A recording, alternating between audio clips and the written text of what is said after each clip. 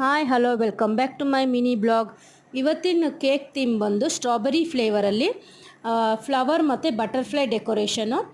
ಇದಕ್ಕೋಸ್ಕರ ನಾನಿಲ್ಲಿ ಕ್ರೀಮ್ಗೆ ಸ್ಟ್ರಾಬೆರಿ ಎಸೆನ್ಸ್ ಮತ್ತು ಸ್ಟ್ರಾಬೆರಿ ಕ್ರಷ್ ಹಾಕ್ಕೊಂಡು ಫಿಲ್ಲಿಂಗ್ನ ರೆಡಿ ಮಾಡಿ ಇಟ್ಕೊಂಡಿದ್ದೀನಿ.